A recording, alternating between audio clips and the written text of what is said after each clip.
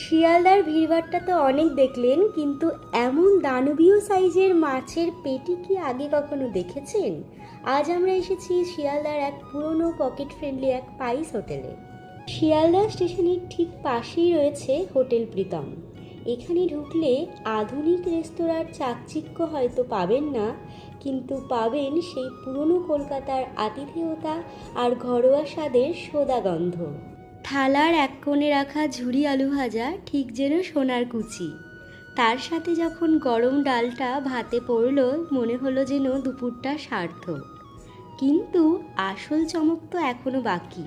নিরামিষাশীদের কাছে যা গাছপাঠা, সেই এঁচোড়ের কালিয়া। গ্রেভিটা এতটাই রিচ যে দেখে বোঝার উপায় নেই এটা মাংস নাকি এঁচোড়। প্রতিটা কামড়ে যেন মশলার এক জাদুকরি স্বাদ। এবারে আসি মেন অ্যাট্রাকশানে। এই দেখুন কাতলা মাছের পেটি, সাইজ দেখে তো আমার চোখ কপালে। একদম টাটকা মাছ, আর তার সাথে ঝোলটা যখন ভাতের সাথে মাখলাম, মনে হলো যেন সব ক্লান্তি কোথায় যেন উধাও হয়ে গেল। পুরো খেয়ে তৃপ্তির ঢেকুর তুলে আজ বিদায় নিচ্ছি।